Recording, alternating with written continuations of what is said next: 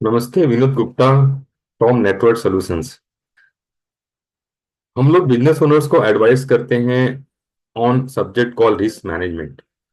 देखिए, risk management तो बहुत बड़ा सब्जेक्ट है, लेकिन हम कुछ स्पेसिफिक टॉपिक्स पे ही डिस्कस करते हैं।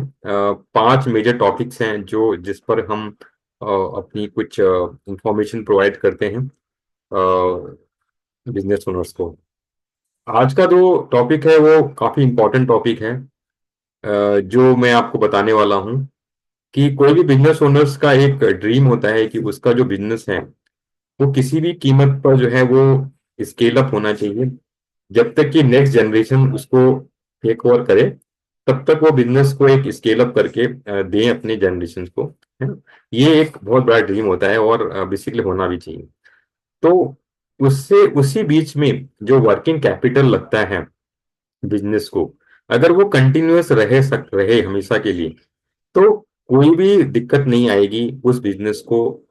किसी भी तरीके से उस बिजनेस में कोई नुकसान हो और वो बिजनेस इजिली नेक्स्ट जनरेशन को इजिली उसका ट्रांजिशन हो सकता है। तो ये इस टॉपिक पे आज हम बात करेंगे, है ना। और मैं हमेशा अपने प्रेजेंटेशंस में पीपीटी स्लाइड्स में इंफॉर्मेशन लेके आता हूँ, उसको बनाकर आप लोग के सामने उसको प्रेजेंटेशन को समझ में आए इसके लिए, और बहुत आसान तरीके से समझ में आए वो पूरी कोशिश करता हूँ। बहुत इजी तरीके से आज का भी हम सेशन रखेंगे। तो मैं अपना सेशन बेसिकली स्टार्ट करता हूँ। बहुत छोटा सा ये सेशन है। आप लोग पूरी तरीके से एंड तक देखेंगे तो पूरा आपको समझ में आ जाएगा, एक्चुअली आराम से समझ में आएगा ये हमारा थोड़ा सा ब्रीफ इंट्रोडक्शन है, हमारे कॉन्टेक्ट नंबर हैं। हमारे बारे में थोड़ी सी इंफॉर्मेशन मैं आपको दे दूं जिससे आपको थोड़ा सुविधा हो। उसके बाद जो है, जिस 5 टॉपिक्स पे नॉर्मली हम मैं रिस्क मैनेजमेंट से रिलेटेड जो 5 टॉपिक हम जो एडवाइस करते हैं वो ये हैं। जैसे कि पहला, ह्यूमन लाइफ वैल्यू एक ऑफ एन एंटरप्रेनर, वो पता होना चाहिए, ठीक है। दूसरा, जो वर्किंग कैपिटल, जो आज का सेशन है, वर्किंग कैपिटल की continuity as a key man, वो कैसे आप इंश्योर कर सकते हैं बिजनेस को जब तक आप अपने नेक्स्ट जनरेशन को हैंड ओवर करें। फिर risk management related to up and down in a business जो है, बिजनेस जो है वो हमेशा आपको पता है एक जैसा रहता नहीं है, कभी प्रॉफिट ज्यादा, कभी कम, कभी थोड़ा नुकसान भी होता है। तो उस स्थिति में उस अप एंड डाउन्स को कैसे पैसिव इनकम के थ्रू हम बेसिकली थोड़ा सा उसको कम कर सकते हैं, ये है ना। पूरी तरीके से तो नहीं कर सकते, लेकिन कम कैसे किया जा सकता है। और चौथा जो है वो, कभी भी कोई बिजनेस ओनर्स है वो एक पर्टिकुलर स्केल अप करने के बाद जब भी हम तो हमेशा काम करना चाहते हैं लेकिन हमारा बॉडी अलाउ नहीं करता उस एज के बाद, तब फिर जब हम बिजनेस को अपने there is a transition phase, जब हम अपने बच्चों को या लीगल हायर्स को बिजनेस को वो दे देते हैं। लेकिन उस ट्रांसफर के बाद हमारी जो एक डिग्निटी है वो कैसे मेंटेन कर रख सकते हैं हम, उससे रिलेटेड जो रिस्क है वो कैसे किया जा सकता है। और एक जो रिस्क है वो है, टॉप परफॉर्मिंग एम्प्लॉयज जो है वो कंपनी छोड़ के चले जाएं, तो भी एक बहुत बड़ा रिस्क हो जाता है कंपनी के। तो इस टॉपिक्स पे मैं बीच बीच में इंफॉर्मेशन आप लोग को जरूर देता रहूंगा। आप लोग के लिए बहुत अच्छा इंफॉर्मेशन वो रहेगा, बहुत सिंपल तरीके से बताने की कोशिश करूंगा। और आपका फीडबैक भी मुझे बहुत अच्छा रहेगा, आप लोग देंगे तो ठीक है।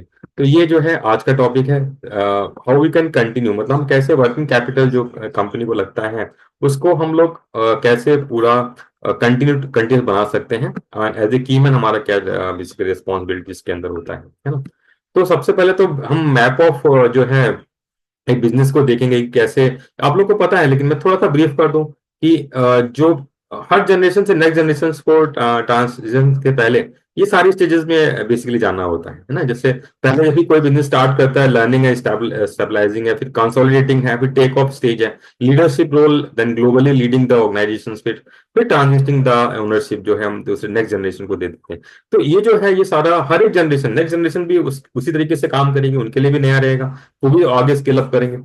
लेकिन हर जनरेशन को एक टाइम पीरियड रहता है जिसमें ये काम वो करते हैं। 15 साल, 10 साल, 25 साल, कुछ भी हो सकता है। ये सारा का सारा आप लोग को पता है, ये इस तरीके से ही वर्क होता है, ठीक है। तो ये जो पीरियड है बहुत क्रूशियल पीरियड है। इस पीरियड में वर्किंग कैपिटल जो है वो हमारा अगर प्रोटेक्टेड है, तो नेक्स्ट जनरेशन को वो बिजनेस को पहुंचने में कोई दिक्कत बिल्कुल नहीं आती, बिजनेस स्मूथली रन करता है, वो हम आज देखेंगे। तो सबसे पहले की है कि वर्किंग कैपिटल प्रोटेक्ट क्यों करना चाहिए एज ए की मैन, क्योंकि कैसे क्या है कि जो भी बिजनेस आ रहा है वो कंपनी में आ रहा है because of the 3 important factor of a key man. है ना। अगर आप की मैन है तो सबसे पहले आपका टैलेंट है, सेकंड इज आपका एक्सपीरियंस है, एंड थर्ड इज आपका इंटेलेक्ट है। ये तीन चीजों से आप अपने आपका बिजनेस में इतना इंपॉर्टेंस है, और जो मैक्सिमम कैश फ्लो है वो आपकी वजह से उस बिजनेस में आ रहा है। ये आप सभी जानते हैं, आपका leadership everything counts over there, तो ये सारी चीजें हैं। तो एज ए की मैन मैं आपको इस लेयर में बता रहा हूँ कि as a key man it takes time to scale up the business, मतलब समय लगता है हमें बिजनेस को स्केल अप करने के लिए, नेक्स्ट जनरेशन के तक पहुंचने के लिए। और जब तक कि नेक्स्ट जनरेशन अपना एक्सपर्टीज ना हो जाए उसको उसको टेक ओवर करने के लिए, तब तक हम लोग उसको हैंडल करते हैं। सो ड्यूरिंग दिस पीरियड अगर समथिंग हैपन टू बिजनेसमैन, तो वो जो कैश फ्लो है, वो जो कि उनके टैलेंट एक्सपीरियंस और इंटेलेक्ट से आ रहा था, वो धीमा पड़ जाता है, क्योंकि वही सबसे मैक्सिमम ड्राइविंग फोर्स था उस समय कैश फ्लो आने का। और उस कारण से बिजनेस में थोड़ी सी, अभी क्योंकि नेक्स्ट जनरेशन है उसको टाइम है हैंड ओवर करने के लिए, तो वो टाइम के बीच में वर्किंग कैपिटल में किसी भी रीजन से जो है जो है वो उसमें कहीं प्रॉब्लम ना आए, तो वो अगर ऐसी स्थिति आती है, तो बिजनेस ओनर का जो ड्रीम है क्योंकि स्केल अप बिजनेस, वो कहीं पे दिक्कत हो सकती है उसके अंदर। तो उसके लिए जो फंडिंग है वर्किंग कैपिटल की, अगर वो फिर से किसी इंटरनल रिसोर्सेज या इंटरनल एसेट से आएगा, तो और ज्यादा दिक्कत फाइनेंशियली हो जाती है, और कई बार बिजनेस को बंद करना पड़ जाता है। ऐसे बहुत सारे हमने केसेस देखे। तो अगर इसकी जगह अगर कोई एक्सटर्नल एजेंसी जैसे LIC से, तो कोई ऐसा फंड हमें मिले, है ना, for continuity of working capital being a keyman in the absence of keyman, तो वो बहुत ही ज्यादा फायदा होता है उस कंपनी को, और उसके बंद होने के चांसेस या स्लो डाउन होने के चांसेस बहुत कम हो जाते हैं। ये हम आगे देखेंगे, ठीक है। तो मैं बहुत सिंपल तरीके से, मैं सबसे पहले तो इस चीज के लिए हमें पता होना चाहिए कि इवेल्युएट कैसे करें कि किसी भी कंपनी के लिए आगे वाले 10 साल के लिए या 15 साल के लिए वर्किंग कैपिटल क्या होगा। तो इसके लिए बहुत ही छोटी सी एक्सरसाइज हम सामने करते हैं। It take hardly 5-10 minutes. अगर हम अच्छी तरीके से उस पर्टिकुलर डेटा को ले लेते हैं, तो वो बहुत इजीली तरीके से कंप्लीट हो जाती है यहाँ पर। तो अभी मैं आपको बताना चाहूंगा कि वो एक्सरसाइज हम कैसे बेसिकली आपके सामने मैं बताता हूँ। एक प्रोटोटाइप, एक जस्ट एग्जांपल ले लेते हैं कि वर्किंग कैपिटल सिंपल वे में कैसे निकाला जा सकता है। इस वेरी सिंपल वे में मैं आपको बता रहा हूँ working capital basically for next 10-15 years. अगर हम कोई भी एग्जांपल ले लेंगे तो कैसे रहेगा, जैसे मैं एग्जांपल लेता हूँ कि ये एक हम 15 ईयर्स के लिए वर्किंग कैपिटल अगर हमें हमें चाहिए, तो हम निकालने की कोशिश करते हैं यहाँ पर। तो सबसे पहले ये सारा डेटा जो है एक जैसे एक डेटा है, मतलब आपको समझाने के लिए, आपकी कंपनी का डेटा अलग हो सकता है ना, वो तो आपको पता है। तो हम उसके अकॉर्डिंगली उसको वर्कआउट करेंगे, कर पाएंगे, है ना। तो जैसे कि अभी देखिए, अभी किसी कंपनी का दो तरीके के फिक्स जो एक्सपेंसेस होते हैं वर्किंग कैपिटल के, वो दो होते हैं, एक फिक्स होते हैं, एक वेरिएबल। तो फिक्स एक्सपेंसेस में जो है, वो अगर हम देखें तो सैलरी टू स्टाफ, रेंट वगैरह, यूटिलिटी एक्सेट्रा, ये सब पता फिक्स में आ जाता है। और वेरिएबल के अंदर रॉ मटेरियल है, पैकेजिंग है, शिपिंग है, मार्केटिंग, एडवर्टाइजमेंट, ये सारा एक्सपेंसेस वेरिएबल अगर हम पकड़ लें तो यहाँ पर हमने क्या किया है कि फिक्स एक्सपेंसेस समझे यहाँ पर एक लिया हुआ है, एक वेरिएबल लिया हुआ है। ये डेटा एक प्रोटोटाइप के लिए, तो मुझे बताने के लिए कोई डेटा रखना पड़ रहा है। जैसे फिक्स एसेंशियल में 35 lakhs है और वेरिएबल 50 lakhs, एग्जाम्पल, है ना। नो लोन लाइबिलिटी, अगर लोन लाइबिलिटी है तो उसके लिए हम यहाँ डाल सकते हैं, लेकिन लोन लाइबिलिटी नहीं है, तो ये हो गया इनका। हमें 24 का ये वर्किंग कैपिटल था, लगने वाला था कंपनी को। इसको मैंने क्या किया है, 6% से इन्फ्लेट कर लिया।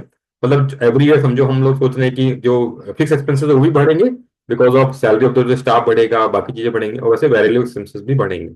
तो दोनों को हमने 6% से इन्फ्लेशन लेके यहाँ तक के लिए 15 साल के लिए मैंने वर्किंग कैपिटल यहाँ पर निकाल लिया। ये वर्किंग कैपिटल निकालने के बाद हमने यहाँ पर इन दोनों वेरिएबल और फिक्स को टोटल कर लिया।